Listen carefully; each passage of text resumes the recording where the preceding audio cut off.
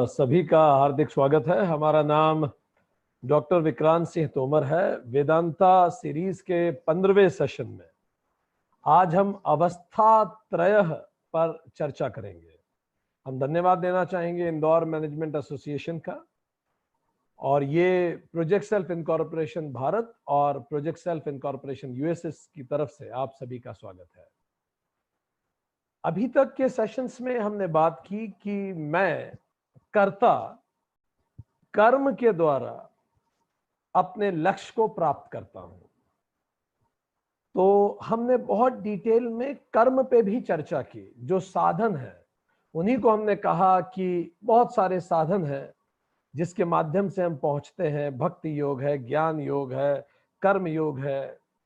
साधक को उसको साधना पड़ता है। पर अब हम और गहरा उतर रहे हैं इस चर्चा में कि ये जो साधक है, ये जो कर्ता है, जो इतने सारे योग के माध्यम से अपने लक्ष्य, जिसको हमने कहा मोक्ष तक पहुंचता है, तो ये कर्ता वास्तविक कर्ता है कौन? कौन है ये कर्ता? तो पहला मॉडल हमने लिया जिसको हमने कहा शरीर त्रय। हमने देखा 3 शरीर हैं। एक तो स्थूल शरीर, दूसरा सूक्ष्म शरीर, और तीसरा वासना रूपी शरीर, कारण शरीर। पर हमने ये पाया कि मैं इन तीनों शरीर से परे हूं। ये तीनों शरीर मैं नहीं हूं। पर हमने इन तीनों शरीर का विस्तार से चर्चा की। फिर हमने पंच कोश मॉडल समझने का प्रयास किया। जानने का प्रयास यही है कि ये मैं कौन हूं जो करता है सब चीजों को। तो पंचकोश में भी हमने देखा कि जो अन्नमय शरीर है, प्राणमय शरीर है, जो मनोमय शरीर है, विज्ञानमय और आनंदमय शरीर है, ये सब जैसे बादल आते हैं और जाते हैं, ये आते हैं और चले जाते हैं, पर ये पांचों कोश मैं नहीं हूं। मैं इन पांचों कोश का साक्षी हूं। तो ये पांचों कोश भी अनात्मा है, जो हमेशा नहीं रहने वाले, आएंगे और चले जाएंगे। हमारी सांसें बदलती हैं, हमारा मन बदलता है, हमारे विचार बदलते हैं, हमारा शरीर लगातार बदलता रहता है। तो ये तो परिवर्तनशील है, अनित्य है। और आज इसी कड़ी में हम बात करने जा रहे हैं अवस्था त्रय। जो सेंट्स एंड सेजेस थे जिनके माध्यम से हम वेदों को समझ पाए, दे वर ग्रेटेस्ट स्पिरिचुअल साइंटिस्ट्स, जिन्होंने इंसान के चरित्र व्यवहार का इतना गहरा आकलन किया कि आज भी 21वीं शताब्दी में भी उनके द्वारा दिए किए गए वैज्ञानिक अनुसंधान हमें आत्मा अनात्मा को अलग अलग समझने में मदद करते हैं, नित्य और अनित्य को अलग अलग समझने में मदद करते हैं। तो उसी खोज में हम आज आगे बढ़ेंगे। जब हमने कहा कि पूरा तीनों प्रकार के शरीर अनित्य हैं, पर मैं नित्य हूं। पांचों कोश अनित्य हैं, वो बदलते रहते हैं, पर मैं नित्य हूं। तो चलिए आज अवस्था त्रय पे बात करते हैं 15वें सेशन में। आज क्या अवस्था शब्द का अर्थ है स्टेट ऑफ एक्सपीरियंस, अनुभव का एक अवस्था। त्रय का अर्थ है 3।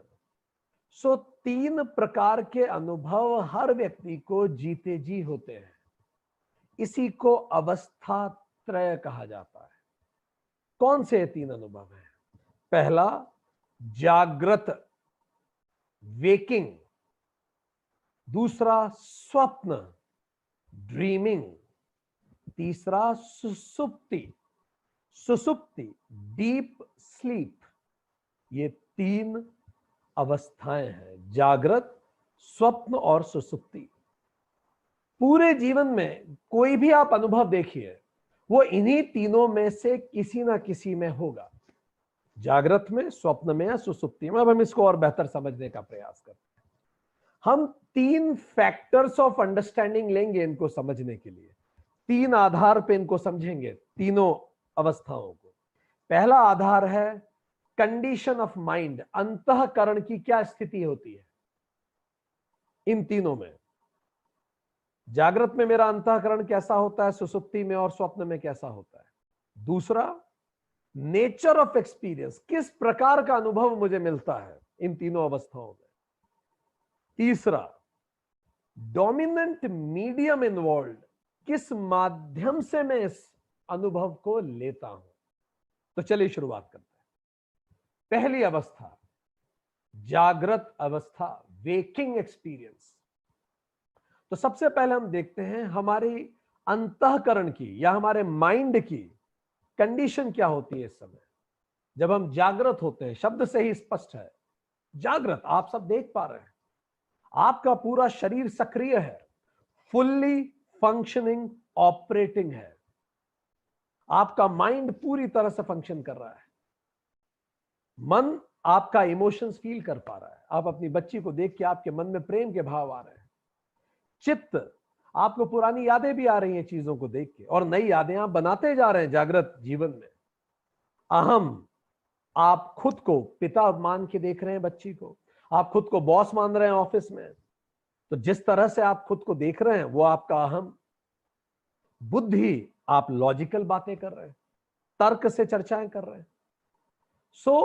हमारा माइंड फुल्ली फंक्शनिंग होता है इस समय, जैसे खिला हुआ लोटस।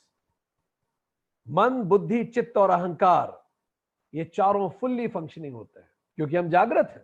यादें भी होती हैं। कोई व्यक्ति सुबह सुबह आपको ऑफिस में मिला, उसको देख के आपने मुस्कुरा के कहा हेलो, क्योंकि चित्त में है कि आपके रिश्ते उससे बहुत अच्छे हैं। चित्त मतलब मेमोरी, इतनी सारी खूबसूरत यादें हैं उसके साथ। एक दूसरा व्यक्ति आपको सुबह सुबह मिला ऑफिस में और आपने मुंह फेर लिया कि कहां ये सुबह दिख गया। आज सुबह से उसने कुछ नहीं किया था आपके विरुद्ध, पर चित्त एक्टिव है आपका। इस तरह से अंतःकरण तो फुल्ली ब्लोन है आपका इस समय जब आप ये सुन रहे हैं हमारा सेशन। अब अगली बात करें, नेचर ऑफ एक्सपीरियंस कैसा होता है इस समय, हम कैसे अनुभव करते हैं। इसी समय हम पूरे संसार को अनुभव करते हैं, पूरे जगत प्रपंच को अनुभव करते हैं, एक्सटर्नल वर्ल्ड को हम अनुभव करते हैं। तो हम कैसे अनुभव करते हैं एक्सटर्नल वर्ल्ड को। शुरुआत कहां से होती है। ये मेरी पांचों इंद्रियां, आंख, नाक, मुंह, कान और त्वचा, इस जगत के बारे में मुझे जानकारी दे रही है, संसार के बारे में। आपकी आंखें ये देख रही हैं स्क्रीन, और आपकी आंखें आपको बता रही हैं। आपके कान सुन पा रहे हैं हम जो कह रहे हैं। आपकी स्किन एसी का टेम्परेचर या पंखे का टेम्परेचर बता रहे हैं, रूम का टेम्परेचर बता रहे हैं। आपकी नाक भी एक्टिव है। इसी को कहा जाता है सेंसेशन। सेंसेशन होता है बाह्य जगत, स्टेप 1। स्टेप 2, सेंसेशन हुआ। Sensation is a very objective experience. Objective experience का मतलब, अगर एसी आप ठंडा कर दें तो सबको ठंड लगेगी।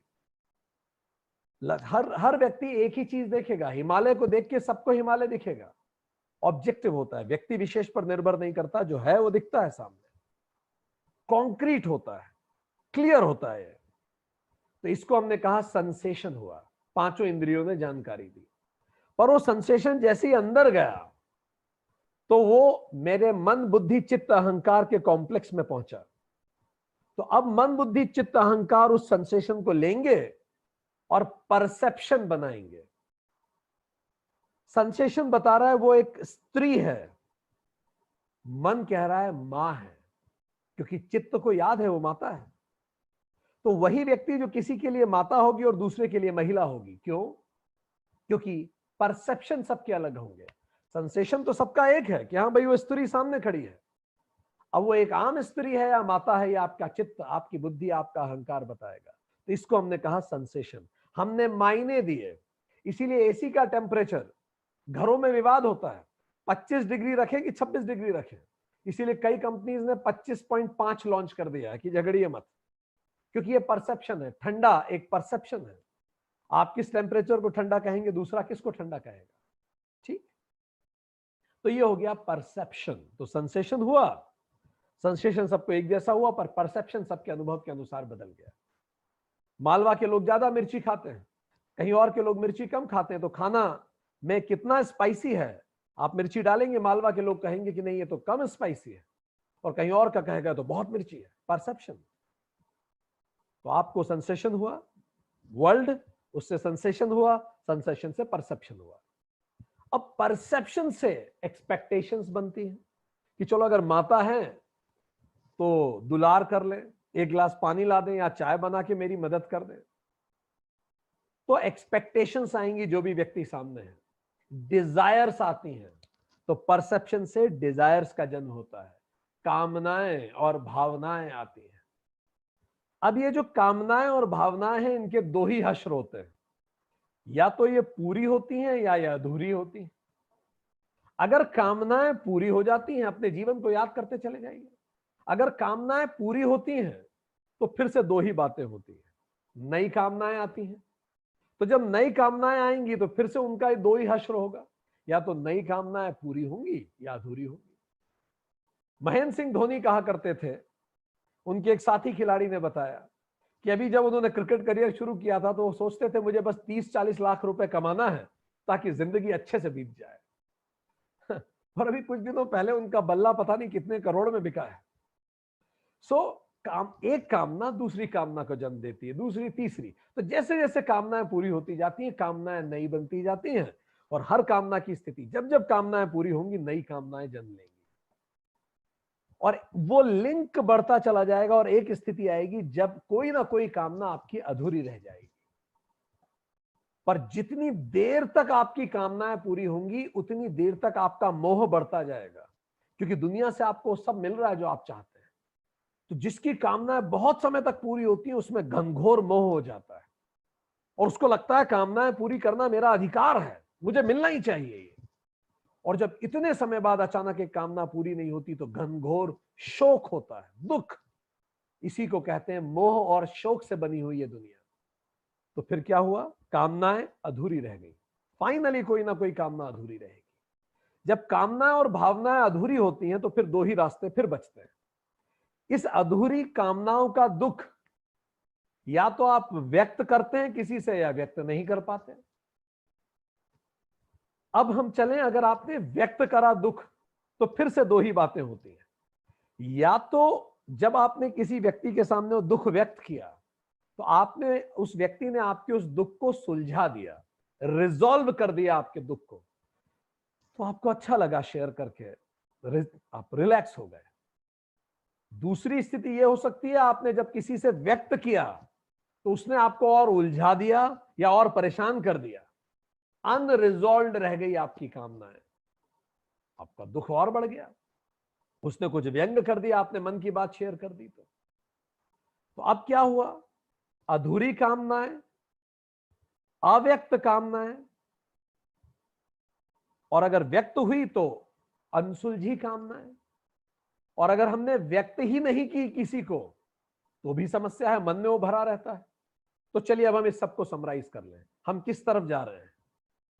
मैंने दुनिया देखी, दुनिया से मेरे अंदर सेंसेशन आया, सेंसेशन से मेरे अंदर परसेप्शन आया, परसेप्शन आया, मन ने बताया तो भावना और कामनाएं हुई, कामनाएं या तो पूरी हुई, पूरी नहीं हुई, अधूरी हो गई, तो अधूरी कामनाएं मेरे अंदर भरने लगी। तो फिर मैंने या तो उन्हें व्यक्त किया या व्यक्त नहीं किया। जो कामनाएं मैंने व्यक्त नहीं की वो फिर से मेरे अंदर भरने लगी।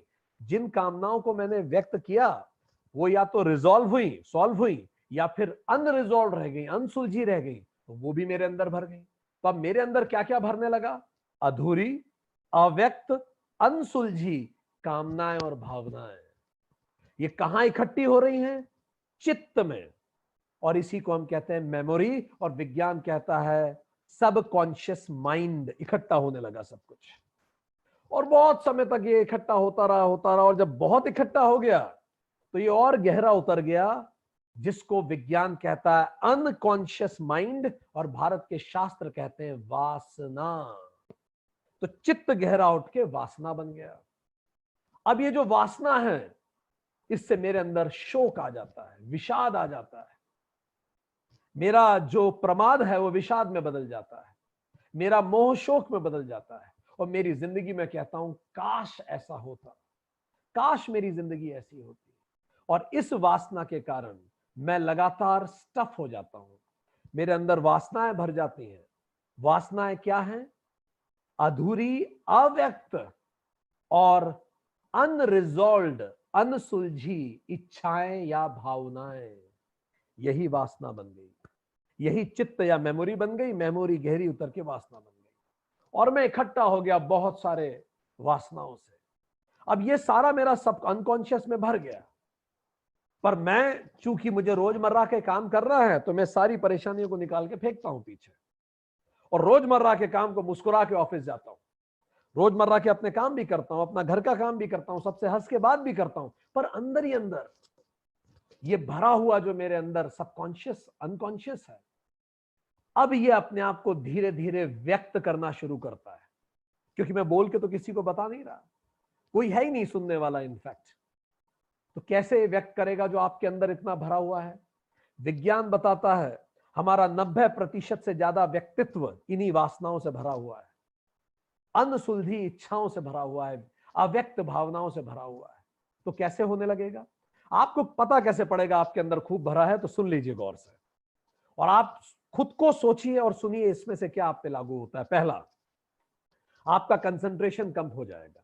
आप बहुत समय तक कोई चीज कंसंट्रेट होकर कर नहीं पाएंगे, क्योंकि आपके अंदर वो वासना है, आपके अंदर जो सबकॉन्शियस भरा हुआ है, अनकॉन्शियस, वो बार बार आपको डिस्टर्ब करेगा। स्पान ऑफ अटेंशन आपका बहुत कम हो जाएगा, किसी की बात आप बहुत देर तक नहीं सुन पाएंगे।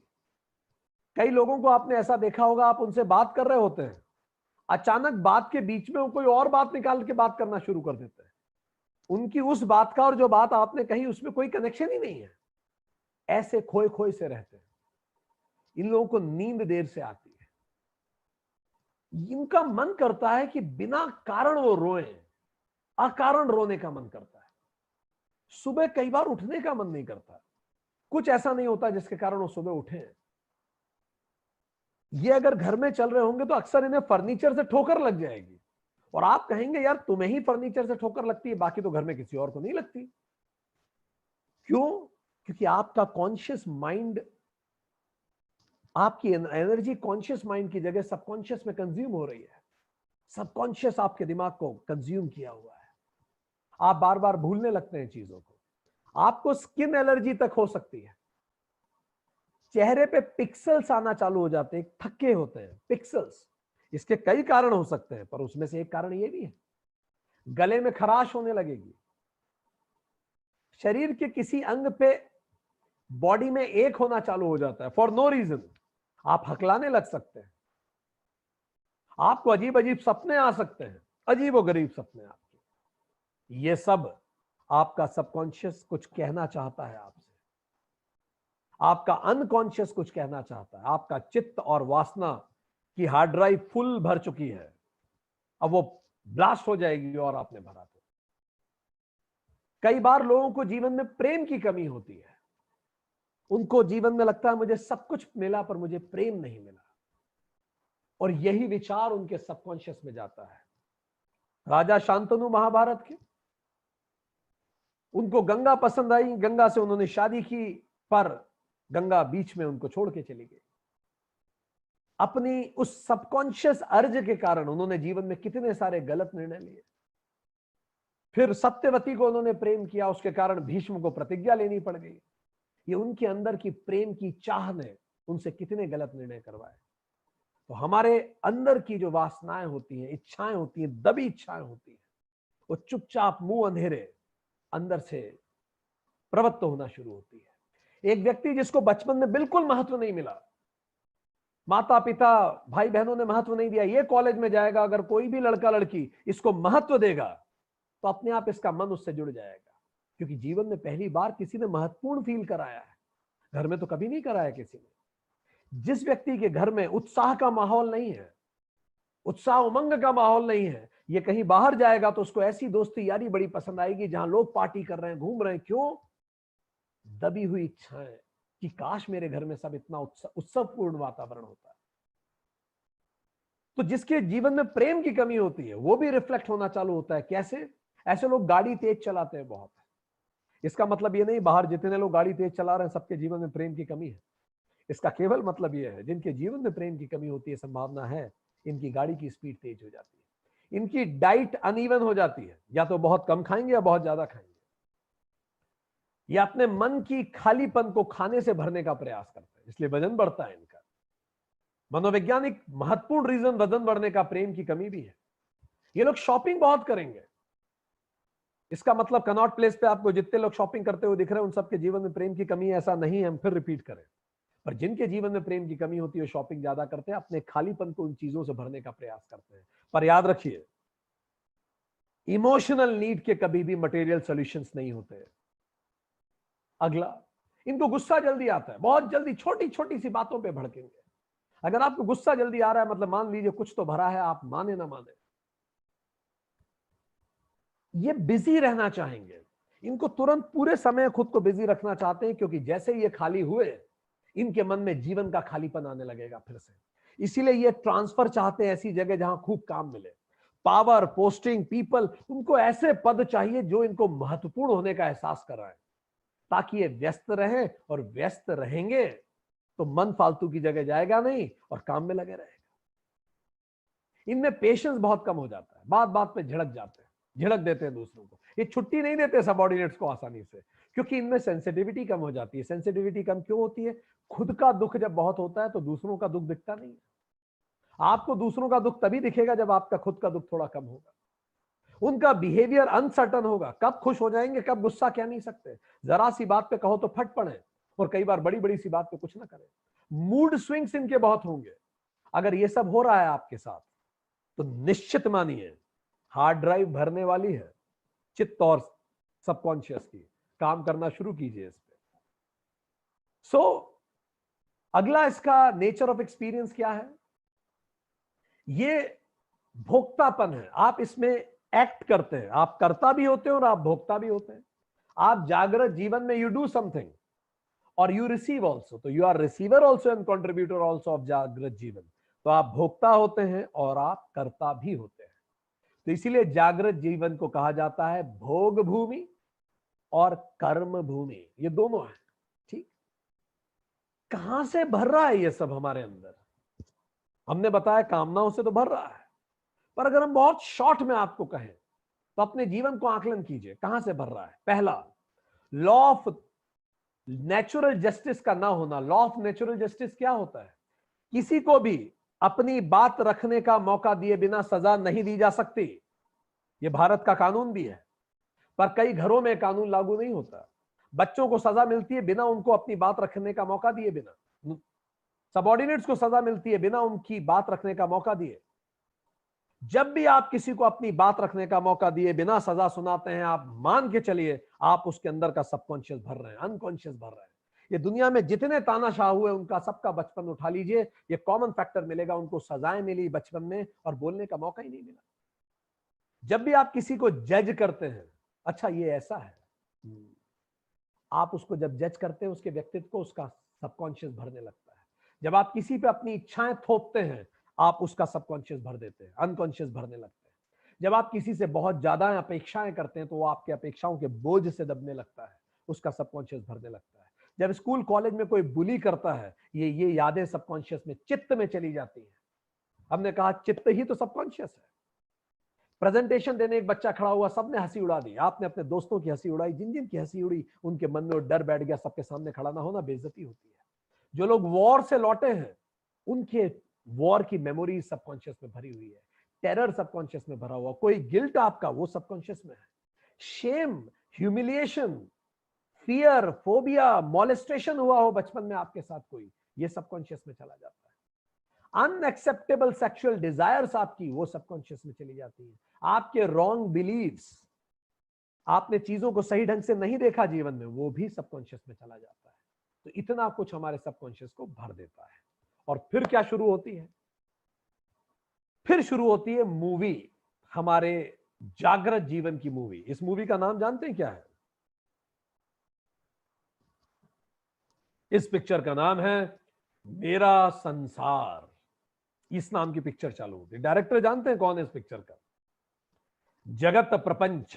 ये सारे लोग जो आपको ये सारे अनुभव दे रहे हैं, ये तो डायरेक्टर है। प्रोड्यूसर कौन है इस मूवी का जानते हैं आप?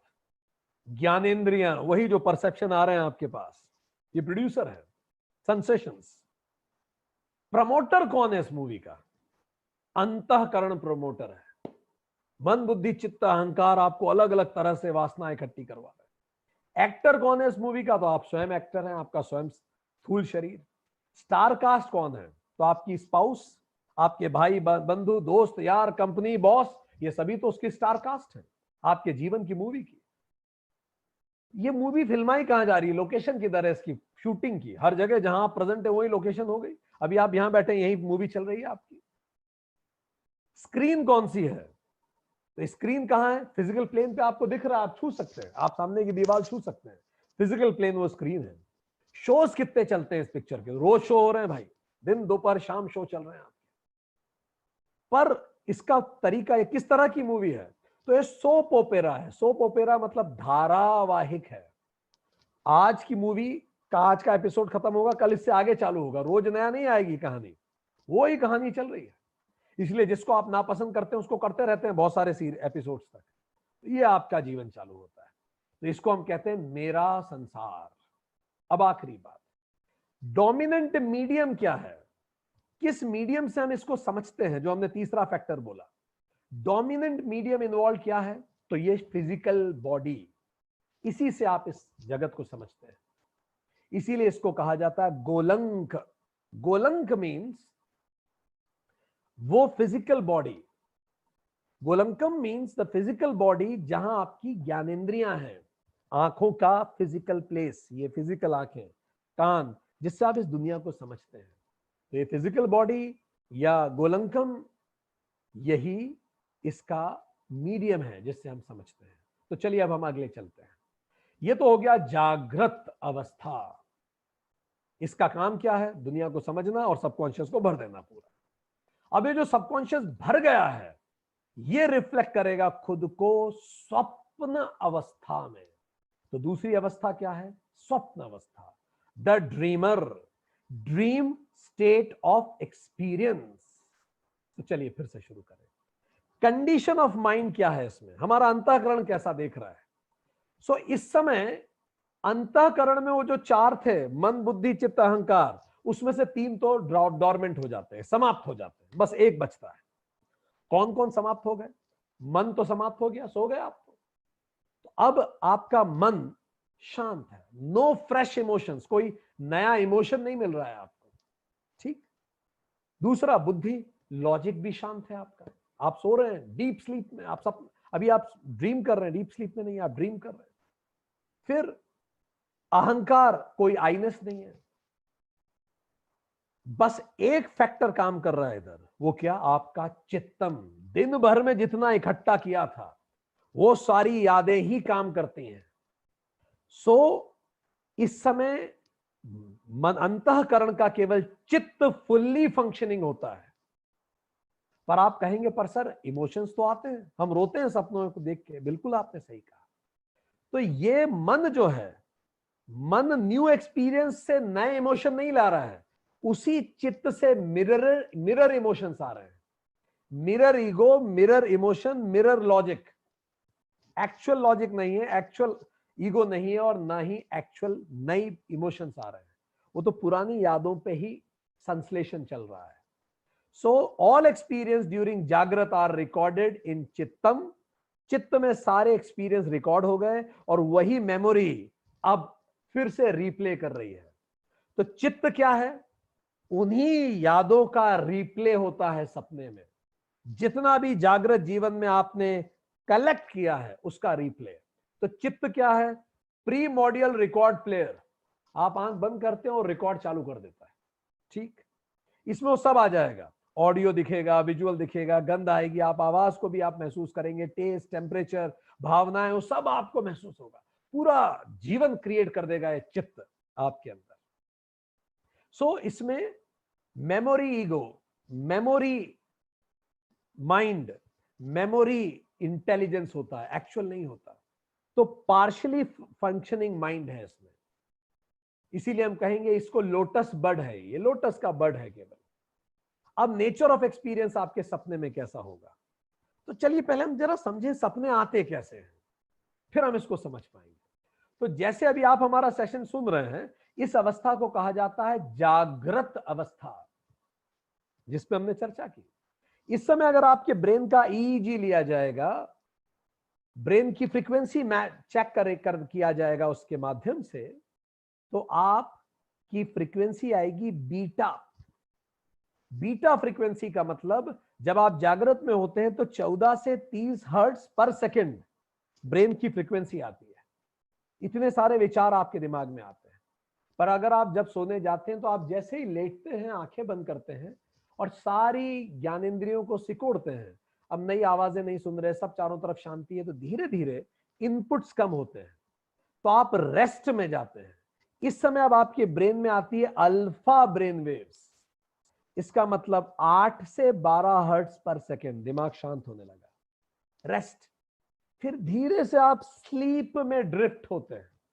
जैसे ही आप स्लीप में जाते हैं, दिमाग में थीटा ब्रेन वेव्स होती हैं, 3.5 से 7.5 हर्ट्ज पर सेकेंड। देखिए दिमाग कितना शांत होने लगा है, फ्रीक्वेंसी कम हो रही है, मतलब विचार कम होने लगे और अब आप सो चुके हैं।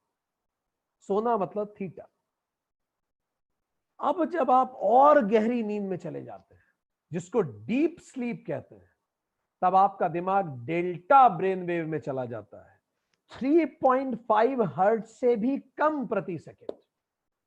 इसी को अगर आप जीते जी करें तो इसको समाधि कहते हैं। समाधि में दिमाग डीप स्लीप में होता है, पर आप जागृत होते हैं। अंतर यह है, डीप स्लीप बिल्कुल शांत, मन, पूरा शरीर अपने आप को अब ठीक करने लगता है, साइकोलॉजिकल फिजिकल रिपेयर होती है, आप बिल्कुल शांत हो गए। लगभग 90 मिनट तक आप डीप स्लीप में होते हैं जनरली। 90 मिनट के बाद अचानक आपकी आईबॉल जो होती है ये हल्की हल्की मूव करना चालू करती है, क्योंकि अब आप सपना देखना शुरू करते हैं और यहां से ड्रीम की शुरुआत होती है। इसीलिए ड्रीम को कहा जाता है REM sleep, random eye movement sleep. कैसे पता पड़ता है सपना चालू हो गया? पलक के अंदर आईबॉल हिलना चालू हो जाती है, और आप किसी को सामने बिठाइए, उसको बोलो पलक के अंदर आईबॉल हिलाई है, तो आपको समझ में आने लगेगा। तो अगर आप किसी को देखें उसकी आईबॉल हिल रही है सोते समय, आप समझ जाइए सपना देख रहा है, तो ये ड्रीम चालू हो जाता है। ड्रीम में ब्रेन वेव्स क्या हो जाती है? फिर से बीटा, जो जागृत में होती है, क्योंकि आप बड़ा दिमाग लगा रहे हैं ड्रीम में, आपका चित्त बवाल लेके आ रहा है, इतने सारे सपने आपको दिखा रहा है। छोटे बच्चे चॉकलेट की दुनिया में चले गए, फेरी के लैंड में चले गए, जो बड़े लोग हैं उनके पीछे राक्षस भाग रहा है, किसी को सांप काटने पीछे भाग रहा है, किसी का कुछ हो रहा है, किसी को कुछ हो रहा है, पसीने छूट रहे हैं, कई लोग मुस्कुरा रहे हैं, कई लोग चिल्ला रहे हैं, कई लोग चलना चालू कर दे रहे हैं, इतनी एक्टिविटी है।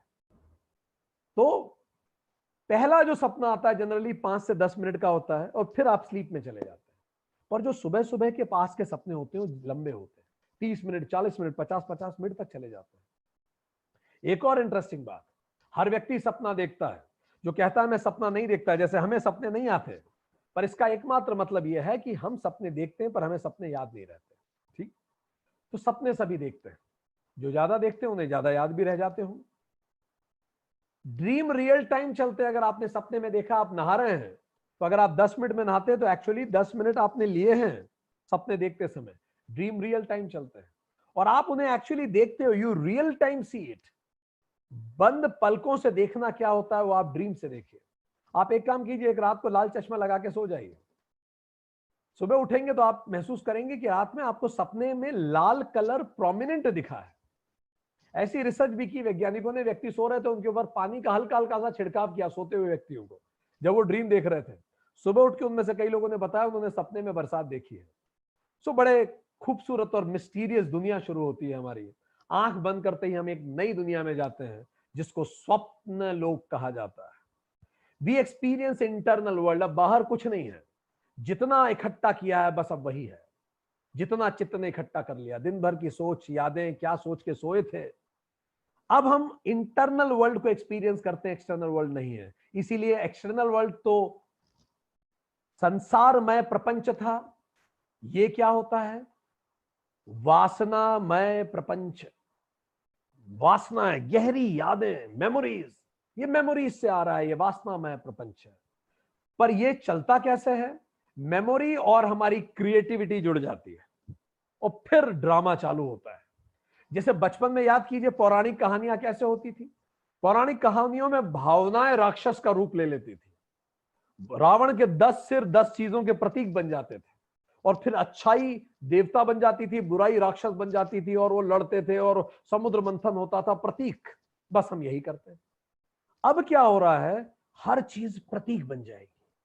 हमारा ब्रेन कितना इमेजिनेटिव एंड क्रिएटिव है, इसलिए तो इतनी सुंदर दुनिया हमने बना दी, क्रिएटिव वर्ल्ड। हर भावना, हर चीज एक प्रतीक बन जाएगी। व्यक्ति भी प्रतीक बन सकते हैं। चलिए एक उदाहरण लें, एक एक्सपेरिमेंट हम आपको करा रहे हैं। चलिए अपनी आंखें बंद कर लीजिए सब लोग। अब आंखें बंद कीजिए और आपको अपने पिताजी को याद करना है। याद कीजिए अपने पिताजी को, उनका चित्र लाइए अपने सामने। परफेक्ट, ले आए आप।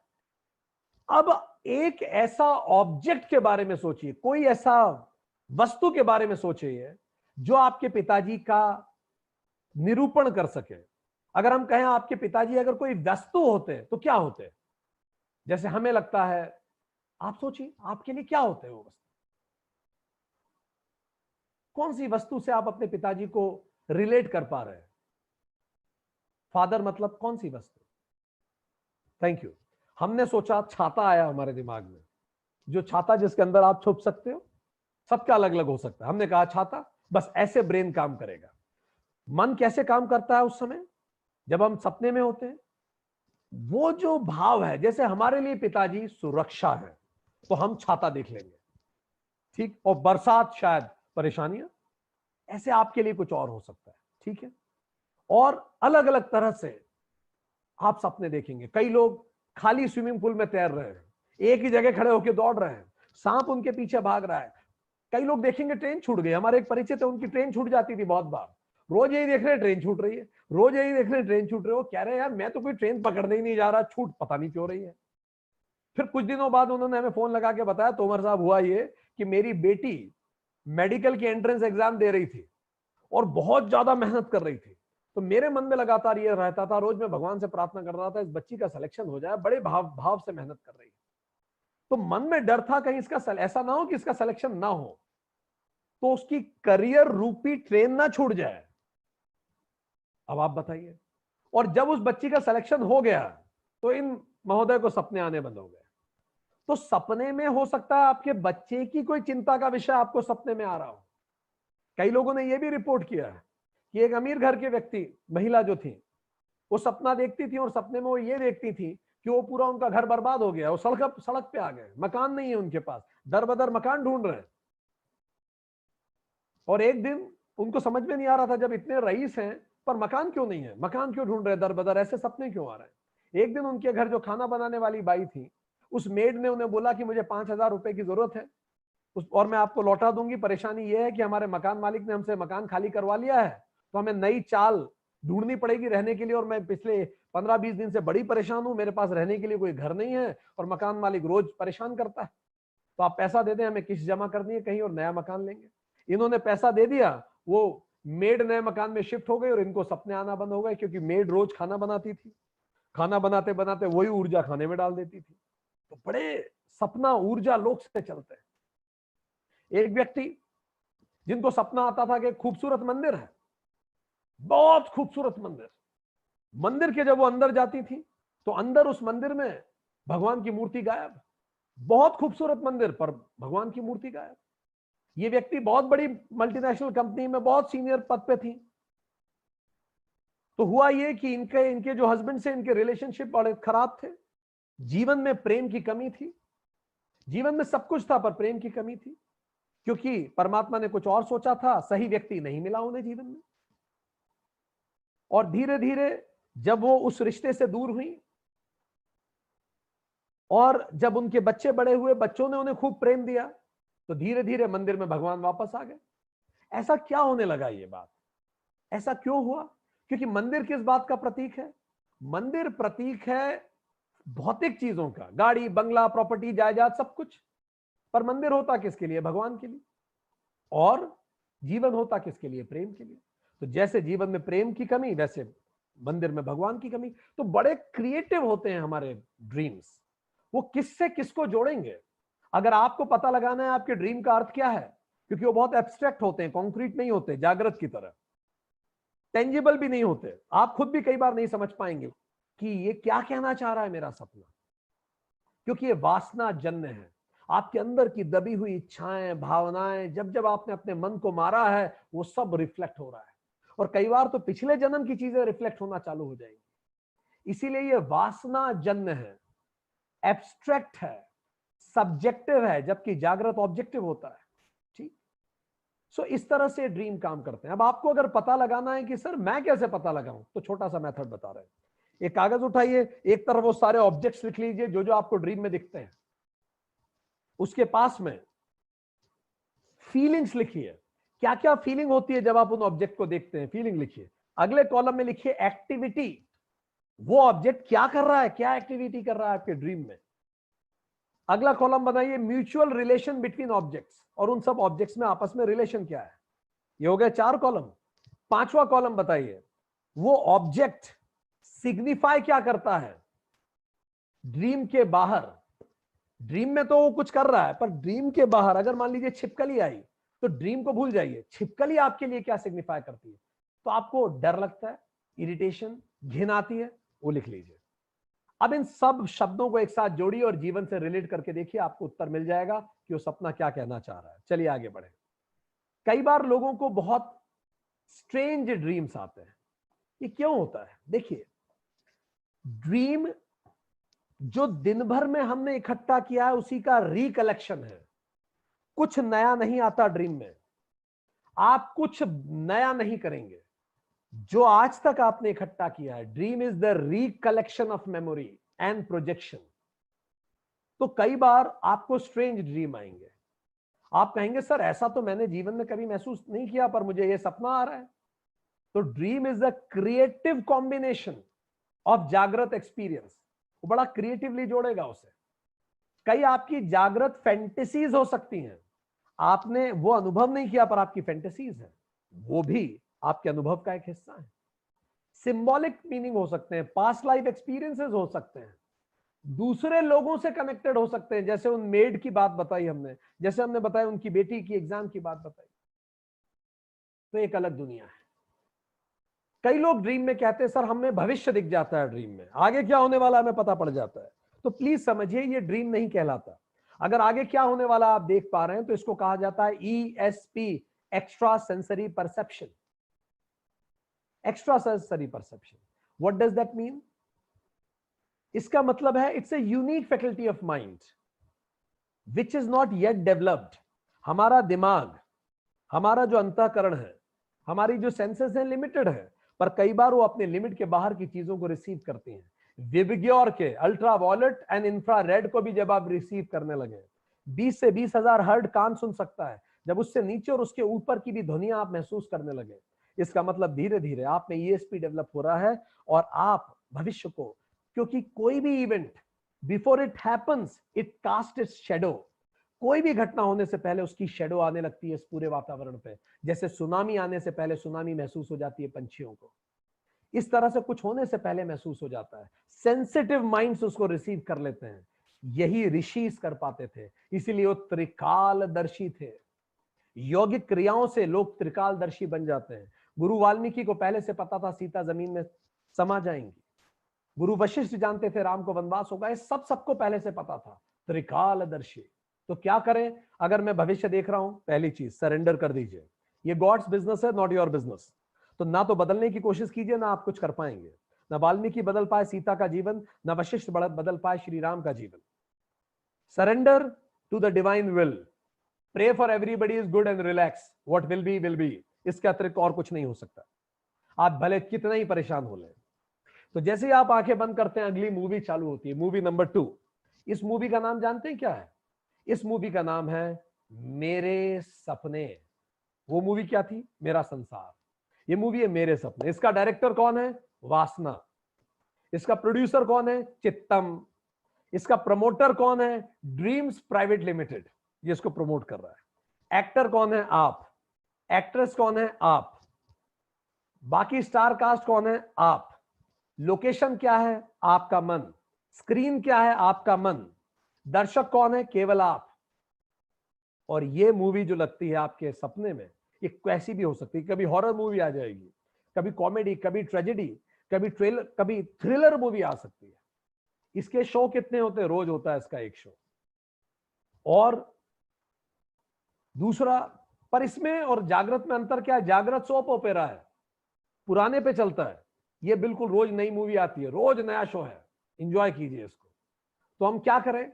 सुबह उठ के एक दूसरे से पूछे सपने में क्या देखा, सपने को इंटरप्रेट करने की कोशिश कीजिए। जीवन के बारे में बहुत जानेंगे, क्योंकि सपना ब्लूप्रिंट है आपके जीवन का। सपना झूठ नहीं बोलता, व्यक्ति झूठ बोल सकता है, वो वासना का ब्लूप्रिंट है, अगर आप डिकोड कर सके। पुराने जमाने के राजा महाराजा ये किया करते थे, ऋषियों को बुलाते थे। ठीक, फिर मेक ड्रीम योर टीचर, अपने बच्चों को बोलिए ड्रीम जर्नल बनाइए, रोज ड्रीम ड्रॉ कीजिए और उनके सारे ड्रीम जर्नल को देखिए, आपको एक विशेष पैटर्न दिखेगा। क्या वो डर रहा है हर ड्रीम्स में? आपको जानकारी मिलेगी, सोचिए इस पे। ठीक, कई बार जब आप गहरी सपने में होते हैं तो इन डिवाइन सोल भी आपसे कनेक्ट करती है। यही बात स्वामी शिवानंद ने एपीजे को कहा था कि जब तुम कोई एक लक्ष्य बनाते हो जीवन में और सच्चे मन से उसके प्रति प्रेरित होते हो, और जब तुम सो जाते हो, तब डिवाइन सोल्स, वो जो डिवाइन मास्टर्स हैं, वो तुम्हारे सपने को पूरा करने में तुम्हें मदद करते हैं और इस ब्रह्मांड से ऊर्जा लाते हैं ताकि तुम अपने सपनों को पूरा कर सके। स्वामी एपीजे ने अपनी बायोग्राफी तक में इस बात का उल्लेख किया है। तो सोल मास्टर्स कनेक्ट करते हैं, कुछ रिविलेशंस होते हैं, कई बार ड्रीम में, कई बार अपने प्रश्नों के उत्तर भी मिल जाते हैं, क्योंकि ये सोल मास्टर्स हमें गाइड करते हैं। तो डोमिनेंट मीडियम क्या है अब इस ड्रीम स्टेट का? सूक्ष्म शरीर प्रधान अवस्था, केवल अंतःकरण का खेल है पूरा, स्थूल शरीर नहीं है। अब हम तीसरे पे जाएं। तो तीसरी अवस्था कौन सी होती है हमारी? It is called deep sleep. हमने कहा डेल्टा, जब आप बिल्कुल डीप स्लीप में चले जाते हैं, अब कोई सपना नहीं आ रहा, ड्रीमलेस स्लीप। तो इसमें अंतःकरण की स्थिति क्या होती है, मन की स्थिति क्या होती है? पहला, फुल्ली नॉन फंक्शनल, अब चित्त भी समाप्त हो गया।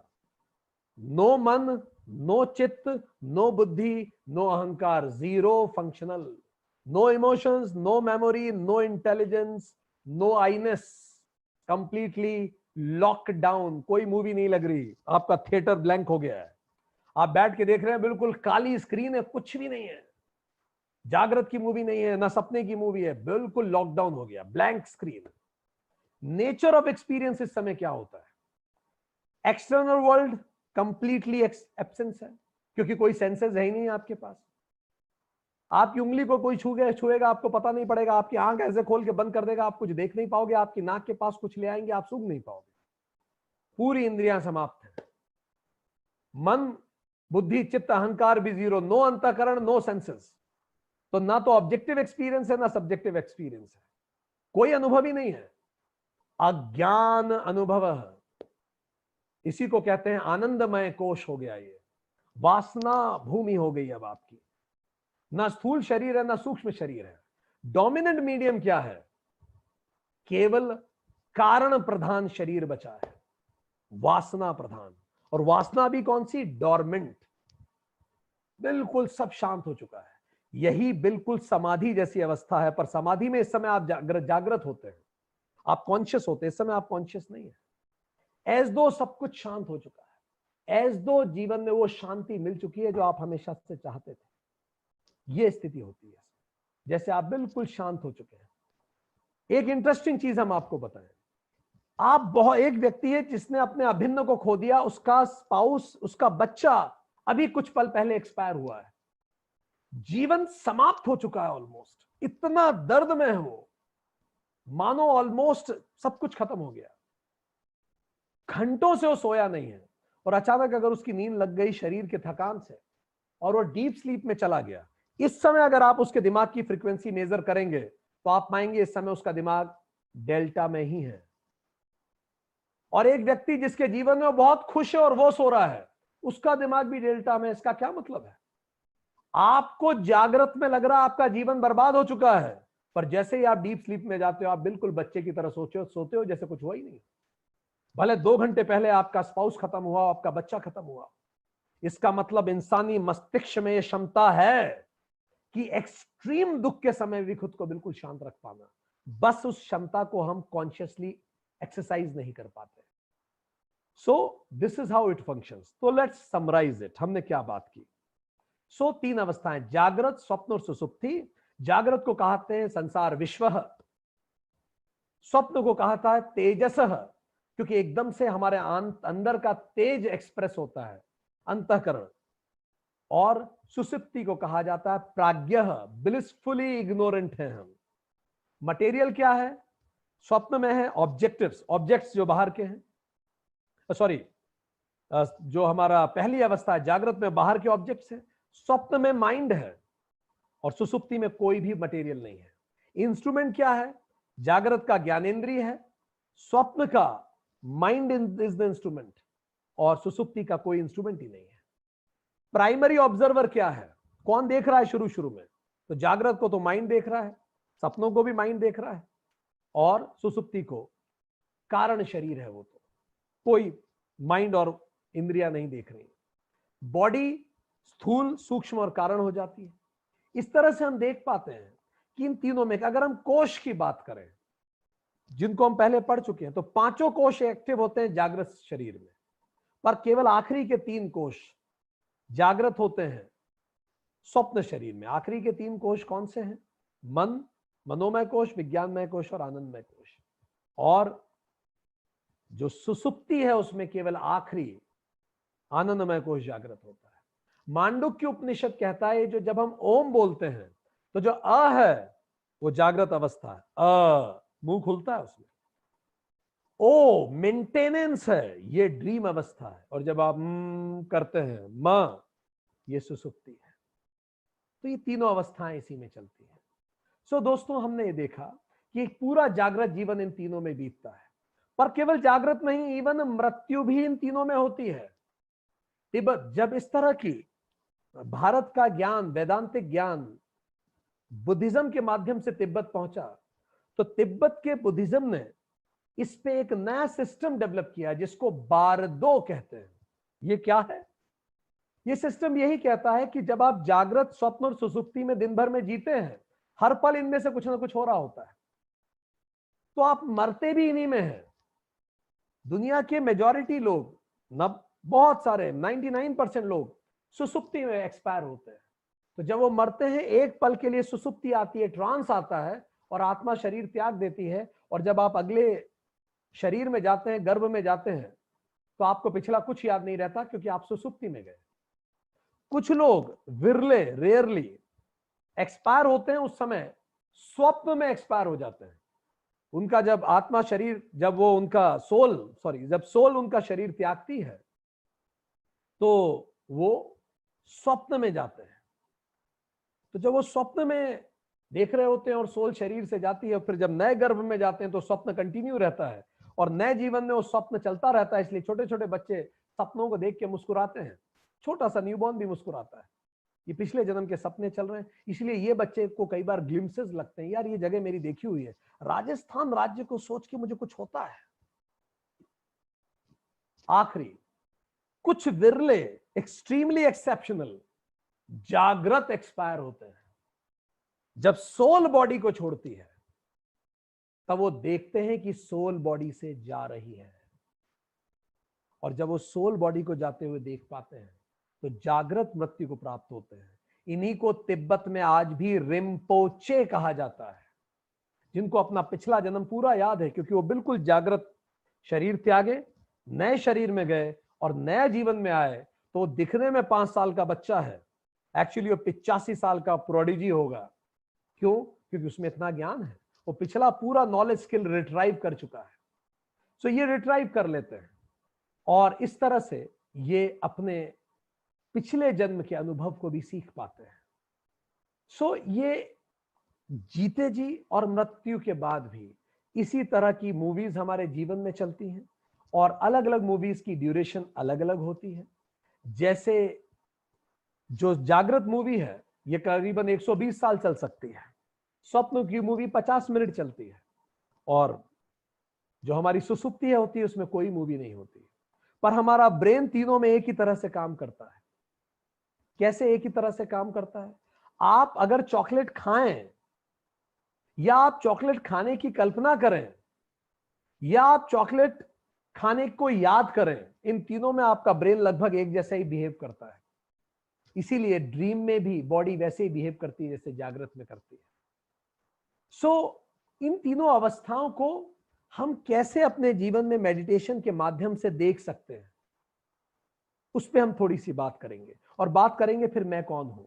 तो देखिए, जागृत जीवन में आप इसका मेडिटेशन कैसे करें, एक छोटा सा तरीका हम बताते हैं।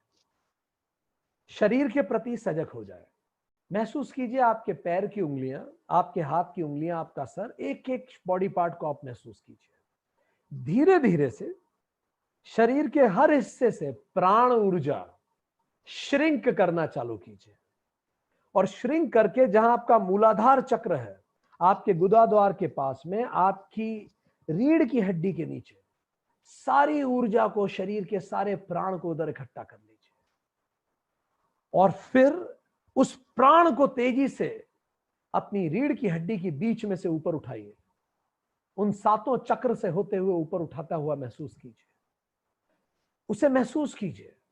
जब आप इसको महसूस करेंगे, यही स्वप्न अवस्था है। ऊर्जा अपने सटल फॉर्म में जा रही है, आप शरीर से दूर हो चुके हैं, स्वप्न शरीर में है, और धीरे धीरे उस ऊर्जा को ले जाके अपने मस्तक के बीच में केंद्रित कीजिए।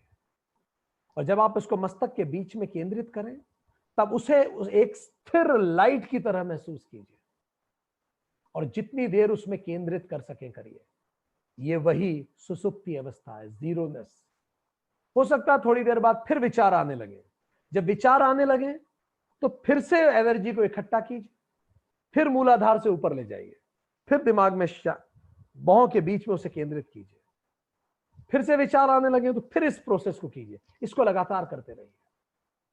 शरीर जागृत अवस्था है, जब आप ऊर्जा को ऊपर ले जा रहे हैं, यह स्वप्न अवस्था है, और जब आप यहां उसे केंद्रित करते हैं तो यही डीप स्लीप है।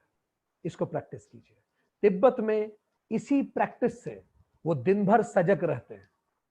आप इसको करना चालू कीजिए, ये हमारी सजगता का विकास करेगी। अगली बात, रात को कैसे प्रैक्टिस करें। जब रात को आप सोएं तो सोते समय शरीर के प्रति सजग हो जाइए, शरीर की सारे प्राण को इकट्ठा कीजिए, और अब आप जानबूझकर सोइए। नींद आएगी, आती रहेगी। इट इज मेडिटेटिव स्लीप, योग निद्रा। एज दो आप सो गए, आप खुद को कहिए अब मैं सो रहा हूं, और पूरी ऊर्जा जो आपके अंदर पूरे शरीर के अलग अलग पार्ट से इकट्ठी की है, इस पूरी ऊर्जा को यहां मस्तक में केंद्रित कीजिए और पूरे शरीर को शांत कर दीजिए, और कुछ पल आप बिल्कुल उसी तरह की शांति में रहिए। शरीर की पूरी ऊर्जा को इकट्ठा करके मस्तक के बीच में शांत करके लेटे रहिए, और बिल्कुल शांत रहिए, और शरीर को कह दीजिए कि आप सो गए हैं, पूरा शरीर डेड हो गया है। और अब कॉन्शियसली सपना देखना शुरू कीजिए। आप कहिए खुद को अपनी इच्छा शक्ति से, अब मैं सपना शुरू करता हूं। सामने एक स्क्रीन देखिए, और आप बैठ के उसमें सारे थॉट्स आने दीजिए, जैसे पिक्चर चल रही हो। दिन भर के थॉट्स चलाइए, जो देखना है देखिए। अब आप इस सपना के स्वयं में डायरेक्टर बनिए। बचपन से आज तक का जीवन याद कर लीजिए चाहे तो, उस सपने को देखिए अपने अंदर, और फिर उस सपने को रोक दीजिए। कॉन्शियसली सपने को रोक दीजिए, और उस सपने को रोक के फिर से सारी ऊर्जा को केंद्रित कर दीजिए। अब आप डीप स्लीप में चले जाएंगे, और डीप स्लीप में रहिए। आपकी आंखों के सामने केवल एक ब्लैंक स्क्रीन है, और अब आप डीप स्लीप से फिर जब वापस आए, फिर आपको मन में विचार आने लगे तो फिर सपना देखना शुरू कर दीजिए। उन विचारों को सपने में जोड़िए, फिर डीप स्लीप में जाइए, फिर सपने में आइए, फिर डीप स्लीप में जाइए। इस प्रोसेस को करते रहिए। इससे धीरे धीरे आपकी कॉन्शियसनेस बढ़ने लगेगी। जब आप इस प्रोसेस को कर लें, तब वो जो ब्लैंक स्क्रीन है डीप स्लीप की, उसमें एक प्रकाश के पुंज की कल्पना कीजिए, और उस पुंज में खुद को समा दीजिए। इसी पुंज को मृत्यु कहते हैं, कि आप उस प्रकाश में समाहित हो गए। आप इसको बार बार प्रैक्टिस कीजिए, कई बार रिपीट कीजिए। यह बिल्कुल वैसा है कि आपको पता होगा कि आप कब सो रहे हैं, फिर आप सपना देखना शुरू कर रहे हैं, फिर आप सुसुप्ति में जा रहे हैं, और यू आर गोइंग बियॉन्ड। सारी अवस्थाएं आपके अंदर इस मेडिटेशन से जाएंगी। एक और मेडिटेशन आप कर सकते हैं। इसी मेडिटेशन से तिब्बत की बारदो प्रथा की जाती है। जिससे व्यक्ति जागृत मृत्यु को प्राप्त करता है, क्योंकि वो बार बार मृत्यु होती कैसी, आपकी आंखें बंद होती हैं और लगातार आप इन तीनों अवस्थाओं से परे चले जाते हैं। तो इन तीनों अवस्थाओं से परे जाने की लगातार प्रैक्टिस करना ही बारदो प्रथा है। इससे वो जागृत जा पाते हैं। एक और मेडिटेशन करके देखिए, आंखें बंद करेंगे और आंखें बंद करके कल्पना कीजिए कि आपका ये पल जीवन का अंतिम पल है। इस पल के बाद आप इस दुनिया को, और ये दुनिया आपको नहीं देखने वाली। आपकी बातें, आपकी सोच, आपके विचार, आपका दर्शन सब इतिहास हो जाएगा। आपकी संपत्ति, आपका नाम, सब कुछ इतिहास है। कल सुबह का सूरज आपको और आप कल सुबह का सूरज नहीं देखेंगे। आप इतिहास हो जाएंगे। ये पल आपकी जिंदगी का अंतिम पल है। गहरे उतरिए इस पल में और महसूस कीजिए इस पल में आप सबसे ज्यादा क्या और किस व्यक्ति को मिस कर रहे हैं। क्या मिस कर रहे हैं आप सबसे ज्यादा? किस व्यक्ति को मिस कर रहे हैं? और अब वापस सोचिए, इस जिस व्यक्ति को आप सबसे ज्यादा मिस कर रहे हैं, इस व्यक्ति को जिसको आप अपने जीवन के अंतिम पल में सबसे ज्यादा मिस करेंगे, अब खुद से पूछिए जागृत में आके, क्या उस व्यक्ति के लिए मैं आज अपना 100% दे रहा हूं? क्या उस रिश्ते के लिए आज मैं अपना 100% दे रहा हूं, जिस रिश्ते को मैं अपने जीवन के अंतिम पल में सबसे ज्यादा मिस करूंगा?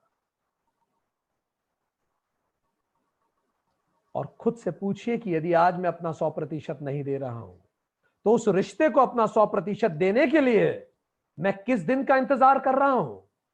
क्योंकि कौन सा पल अंतिम पल होगा मुझे नहीं पता।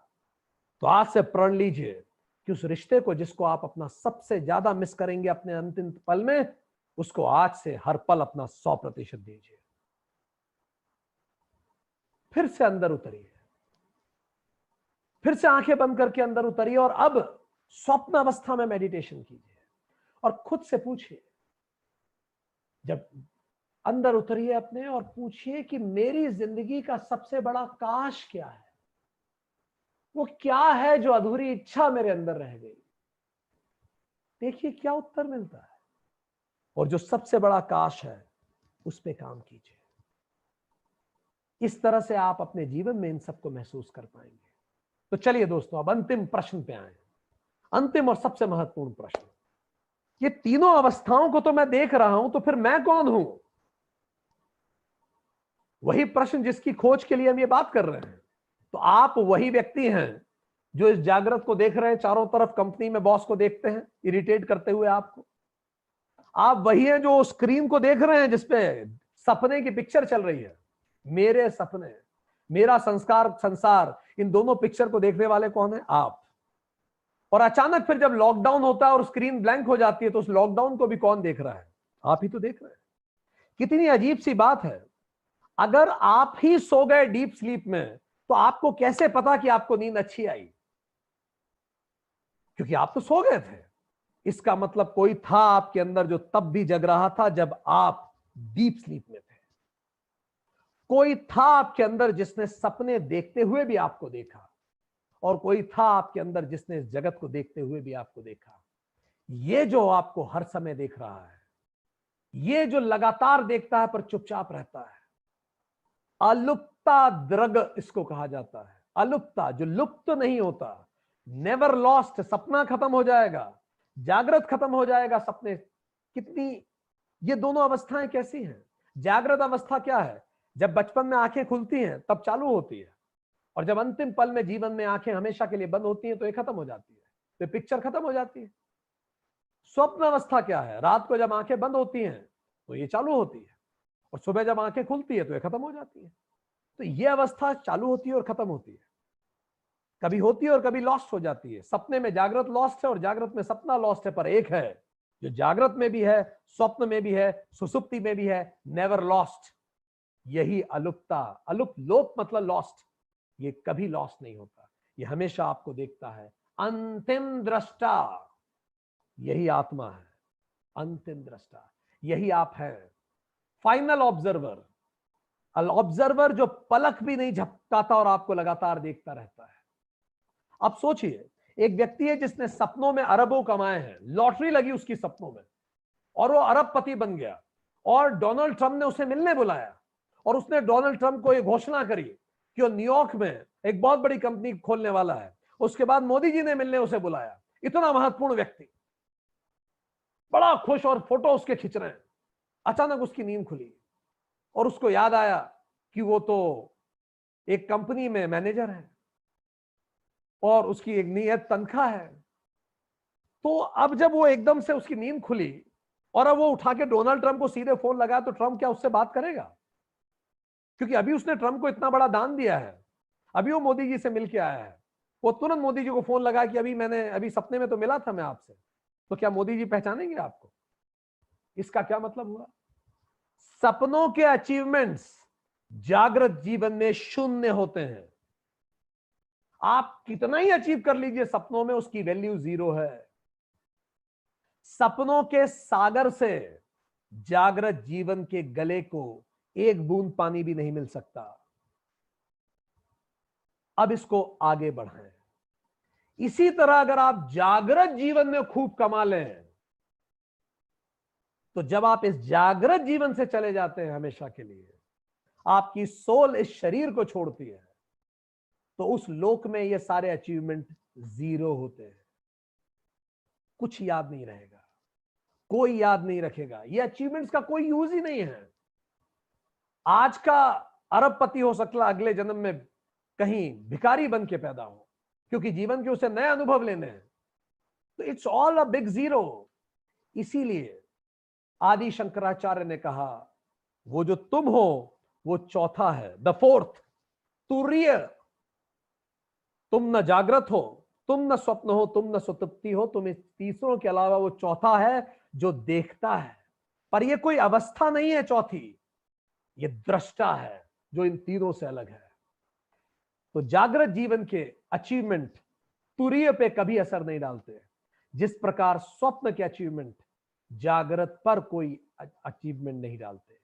तो दोस्तों, चलिए हम पूरी तरह समराइज करें। तो हमने क्या बातें करी? हमने ये बात की कि तीन हमारी अवस्थाएं होती हैं। पहली अवस्था है हमारी जागृत। जागृत अवस्था का मतलब यह है कि जो हम हमारे फुल्ली ब्लोन माइंड से जो देखते हैं, मन बुद्धि चित्त अहंकार से जो देखते हैं। नेचर ऑफ एक्सपीरियंस क्या है? कामनाएं होती हैं, क्योंकि जब हम जगत प्रपंच देखते हैं तो हमें सेंसेशन होता है, सेंसेशन से परसेप्शन होता है, परसेप्शन से कामनाएं होती हैं, कामनाएं पूरी होती हैं तो मोह बढ़ता चला जाता है, और जब पूरी नहीं होती तो शोक होता है। और जब कामनाएं बढ़ती हैं तो जब अधूरी कामनाएं रह जाती हैं, उनमें से जो अव्यक्त होती हैं, जो अनसुलझी होती हैं, वो चित्त में चली जाती है। चित्त में लेयर बढ़ती चली जाती है। जब चित्त बहुत गहरा उतरता है, चित्त ही सबकॉन्शियस है, जब चित्त और गहरा उतरे उसी को हम कह देते हैं अनकॉन्शियस। अनकॉन्शियस हमारे अंदर दबा हुआ रहता है, इसलिए वो व्यक्तित्व को प्रभावित करता है। 90% व्यक्तित्व वही है, अलग अलग तरह से एक्सप्रेस करता है। नींद नहीं आती, आदमी चिढ़ता है, गुस्सा आता है, प्रेम की कमी महसूस होती है, छुट्टी नहीं देता दूसरों को, और बहुत अलग अलग रूप में। ठीक, और हम इसमें करता भी हैं और भोगता भी हैं। जागृत में हम कुछ करते हैं और उसको भोगते भी हैं। योग भूमि है, कर्म भूमि भी है। और हमने देखा कि कैसे हमारा सबकॉन्शियस भरता है। तो जब हम लॉ ऑफ नेचुरल जस्टिस का पालन नहीं करते, दूसरों को जज करते हैं, अपनी इच्छाएं थोपते हैं, ह्यूमिलिएट करते हैं, लोगों में गिल्ट आता है, शेम आती है, सब इकट्ठा होता है, मोलेस्टेशन आता है, ये सब इकट्ठा होता है। और फाइनली इसमें डोमिनेंट मीडियम क्या है? तो गोलंकम। ये जो गोलंकम है, जो हमारा शरीर है, यही डोमिनेंट मीडियम है। और मूवी कौन सी है? ये मूवी है मेरा संसार। डायरेक्टर जगत प्रपंच है, प्रोड्यूसर कर्मेंद्रिया है, प्रमोटर अंतःकरण है। स्वप्न अवस्था होती है, स्वप्न अवस्था ड्रीमर है, ड्रीम स्टेट है। और इसमें यह अंतःकरण से चलती है। अंतःकरण में केवल इसमें चित्त एक्टिव रहता है, बाकी सब मिरर में रहते हैं, वास्तव में नहीं रहते। तो मिरर मन होता है, मिरर अहंकार, और मिरर बुद्धि। मिरर क्या? हमारी यादों में ही हम खुद को सोचते रहते हैं और उसी अनुसार हम सपने देखते हैं। तो अल्प या अर्ध विकसित अंतःकरण होता है। तो बीटा, अल्फा, थीटा और डेल्टा, इन अवस्थाओं में हम चले जाते हैं नेचर। और जब हम बहुत डीप स्लीप में होते हैं, तब डीप स्लीप के बाद जैसे ही आरईएम होती है, रैंडम आई मूवमेंट होता है, तब सपने चालू होते हैं, सपने रियल होते हैं। और उस समय हम बिल्कुल, शरीर बिल्कुल वैसे ही महसूस करता है। चॉकलेट सपने में खाएं या असली खाएं, शरीर एक जैसा बिहेव करेगा। इसीलिए कई लोगों को सपने में हार्ट अटैक भी हो जाता है, क्योंकि उनको दुख का कोई सपना आता है, शरीर कमजोर होता है, बॉडी रिएक्ट कर जाती है। ड्रीम, ड्रीम क्या है? वासनामय प्रपंच है, जो मेमोरी बड़ी क्रिएटिवली करती है। ये पुराणों की तरह है, हमारी भावनाएं रूप ले लेती हैं, राक्षस और ये सब। हम किसी, हर व्यक्ति हमारे लिए एक सिंबल होता है, वही सिंबल एब्स्ट्रैक्ट फॉर्म में सामने आता है, सब्जेक्टिव होता है, वासना जन्य होता है, और आपने जागृत में जो कलेक्ट किया होता है ड्रीम उसी पे होते हैं। ड्रीम में आप कुछ नया, आउटसाइड का नया एक्सपीरियंस कलेक्ट नहीं करते। और ड्रीम स्ट्रेंज हो सकते हैं क्योंकि ये पास्ट लाइफ से संबंधित हो सकते हैं, बहुत इमेजिनेटिव होती है, क्रिएटिव होती है, सिंबोलिज्म होता है, इस कारण होता है। ठीक। और दूसरा, हमारे कई बार हमारे लव्ड वंस के परेशानियां भी हमारे ड्रीम में रिफ्लेक्ट होती हैं। भविष्य दिख रहा है तो ड्रीम नहीं है, ये ईएसपी है। इसके लिए क्या करें? सरेंडर करें, डिवाइन विल को रेस्ट करें, और आप ये मानिए व्हाट विल बी, प्रे कीजिए। यहां मूवी कौन सी है? मेरे सपने। मेरे सपने के डायरेक्टर वासना है, प्रोड्यूसर चित्त है, और प्रमोटर ड्रीम्स प्राइवेट लिमिटेड है, और बाकी सब आप स्वयं ही हैं, क्योंकि आप ही अलग अलग रूप लेके उस ड्रीम में आ रहे हैं। ये हॉरर मूवी हो जाती है, और ये सोप ओपेरा नहीं है, ये रोज नई मूवी बनती है। तो क्या करें? एक दूसरे ड्रीम शेयर करें, ड्रीम से ही अंदर क्या चल रहा है पता लगेगा। ड्रीम हमारा एक एटर्नल टीचर है, बच्चों से ड्रीम जर्नल बनाइए। सोल्स भी, जो मास्टर सोल से कनेक्ट कर पाती हैं हमसे, और इसमें डोमिनेंट मीडियम होता है, सूक्ष्म शरीर प्रधान अवस्था, सुसुप्ति में सब कुछ शांत हो जाता है, लॉकडाउन हो जाता है, जीरो फंक्शनल होता है, नेचर ऑफ एक्सपीरियंस वासना प्रधान होता है, डोमिनेंट मीडियम कारण शरीर होता है। और हमने इसमें यह भी देखा कि ये विश्व रूप माना जाता, विश्व है, ये तेजस है, और वो प्राज्ञ है। हमने ये भी जाना कि ओम का ओ उ म इन्हीं तीनों चीजों को रिप्रेजेंट करता है। तीनों जागृत अवस्था इन तीनों में होती है। जीते जी हम जागृत, स्वप्न और सुसुप्ति में रहते हैं। मृत्यु भी इसी में होती है, सुसुप्ति में मृत्यु होती है, तो हम कुछ याद नहीं रखते, जो तिब्बत की बारदो सिस्टम कहता है बौद्धिज्म का। स्वप्न में मृत्यु होती है तो अगले जन्म में ग्लिम्सेस दिखते हैं पिछले जन्म के, और अगर जागृत मृत्यु होती है तो रिम्पोचे हम बनते हैं। बारदो प्रथा उसी का एक तरीका है। उसके लिए हमने आपको 2 मेडिटेशन का मेथड बताया। जब आप जगे तो आप ये मेथड करें, और जब आप सो रहे हो तो आप दूसरा मेथड को आप यूज कीजिए, जिसमें आप लगातार प्रयास कीजिए कि आप स्वप्न, सुसुप्ति और जागृत में अपनी इच्छा से आए जाए। इसी को योग निद्रा भी कई बार कहा जाता है। और जब आप सोल शरीर से जाने वाली होगी, तब आप अपनी इच्छा से सोल को निकाल पाएंगे, क्योंकि आप अपनी इच्छा से अपनी ऊर्जाओं को, प्राण ऊर्जा को गमन देना सीख चुके हैं। एक और मेडिटेशन आप कर सकते हैं, अपने अंतिम पल को याद कीजिए, जिसको सबसे ज्यादा मिस कर रहे हैं उसको 100% दीजिए, अपने काश को ढूंढिए, तदनुसार वर्क कीजिए। और हमने आपको यह भी बताया कि ड्रीम का इंटरप्रिटेशन करने के लिए object, feeling, activity, mutual relation of objects लिखिए। वो ऑब्जेक्ट ड्रीम के बाहर क्या रिप्रेजेंट करते हैं उसको लिखिए, सबको रिलेट कीजिए, आपको अर्थ जरूर समझ में आएगा। और फिर मैं कौन हूं? तो मैं इन तीनों से परे हूं, मैं वो चौथा हूं जो दृष्टा मात्र हूं, जो इन सबको देखता हूं। मैं अलुप्त द्रव्य हूं, जो पलक भी नहीं झपकाता, और मैं ही वो तुरीय हूं, द फोर्थ वन। फोर्थ मतलब मैं कोई चौथी अवस्था नहीं हूं, मैं वो देखने वाला हूं जो इन तीनों अवस्थाओं को देखता हूं। मैं थिएटर में जाके बैठ जाता हूं और अपना जागृत देखता हूं, स्वप्न का थिएटर देखता हूं, और जब स्क्रीन लॉक हो जाती है तब भी देखता हूं। तो मैं इन सबसे परे हूं।